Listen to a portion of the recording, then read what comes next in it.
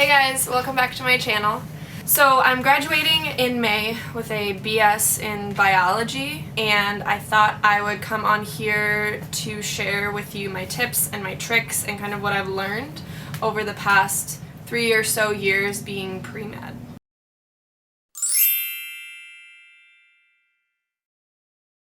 So today I'm going to give you my top 6 tips on how to survive pre-med, and without any further ado, let's get started. So number 1 is to stay ahead and to keep up.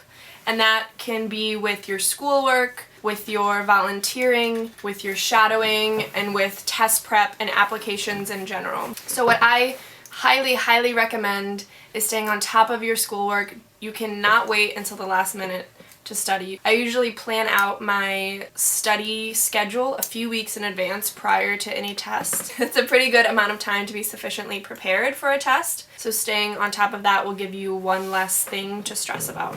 Another thing you can plan ahead for is the actual application process to med school, and that's something you should be thinking about, I think, from the very beginning of your pre-med career, so that you have realistic expectations of where you plan to go, what schools you can get into, and what the schools you want to go to expect out of their students. So a really great website for that is aamc.org, and that is the American Association of Medical Colleges. And that just has general information on applying to med schools, what it takes to get in, and has a really great amount of resources for you to read into and to look up and learn a lot more about getting into med school. Another really amazing website that is actually through the AAMC website is what's called the MSAR, M-S-A-R. So the MSAR stands for Medical School Admissions Requirements. It has so much information and gives you a ton of demographics about the schools of interest. You can save your favorite schools to a special list. You can compare them side by side,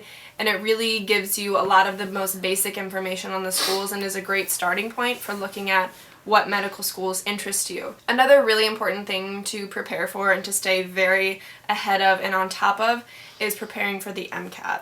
And if you don't know what the MCAT is the Medical College Admissions Test. It is very comprehensive on what you've learned during pre-med. There's biology, psychology, sociology, chemistry, physics, and it is an incredibly hard test. It is long, it is exhausting, and you need to start preparing for it, I'd say at least a year in advance. Just start thinking about it a year in advance. I started preparing maybe like 8 months ago, but I almost wish I had started sooner because there's just so much information you need to know for the MCAT. So I would definitely get started on that early, get some good materials, be ready to work a lot with that. Put in a lot of hours for the MCAT, because if you don't, you will not get a good score. So number 2 is to find support. There's a lot of things going on at the same time. You're volunteering, you're shadowing doctors, you're working, probably you're doing research, and you're going to school at the same time.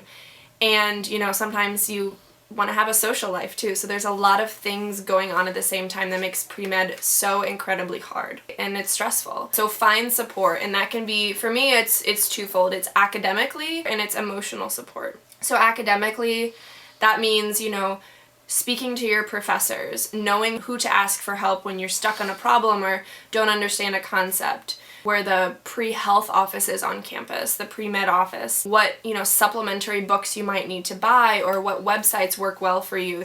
The other thing I would highly recommend is to find emotional support. Find someone you can talk to about everything you're going through, all of the pressure you're under, because it can get to be a lot for one person to handle. So have a best friend, have your boyfriend, have your parents around, someone you can talk to and vent to and let off steam, and someone who will kind of bring you back to reality if you need that. Another really important tip, or something that I learned, was asking for what you need or asking for what you want. And this can be, it's kind of an abstract idea, but it can really be for anything. If you need help with a test, asking for help and knowing when to ask for help, but also asking for things that you want, asking if they have an internship for you at that research job, asking if they have, a volunteer spot open, or asking someone if you can shadow them. The worst thing that they can say is no, and you never know what opportunities might open up if you just keep asking, if you're just persistent. And a lot of the times people will be impress that you're a go-getter and that you're asking for things, and a lot of the times you will get what you want. Okay, so tip number 4 is to practice resiliency. So 4 years in pre-med, 4 years pursuing entrance into med school is very difficult. A lot of the times you'll feel burnt out, but keeping your eye on the end goal and being resilient and persistent is very important. You know, if you're feeling discouraged about a test grade or about an assignment grade and you think that might hurt your chances of getting into med school, to look at it realistically, and a lot of the times you need to just keep going and don't let that discourage you, because what happened today doesn't necessarily determine what's going to happen tomorrow. Okay, so tip number 5 is to know your limits. And this kind of goes along with the last point, is a lot of the times you'll feel burnt out. Sometimes you need to know when to quit. And I don't mean quitting pre-med, but taking a break for the night, taking a break for the week, taking a day off, and giving yourself time to kind of rejuvenate and refresh yourself. Because if you're burnt out, I can guarantee you're not going to get anything done. You need to know when to push through it and when to work harder, but then also when to take a step back and give yourself a break.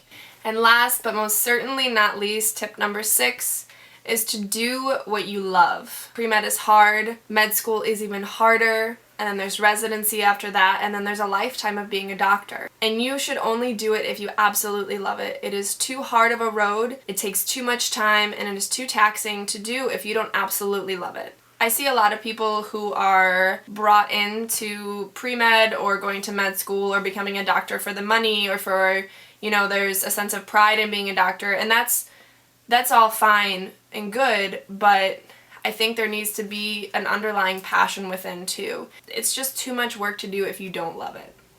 So enjoy what you do, and if you don't enjoy it anymore, take a step back and rethink. Maybe this isn't the path for you. And no one should ever be unhappy with their life or doing something that they don't love. Okay, so that's it. Those are all of my main tips for surviving pre-med. I hope they helped you. Leave a comment below if you have any tips that you want to share with me. I hope you guys enjoyed watching this video. Let me know if you enjoyed it. Like, subscribe, and I'll see you guys in the next video.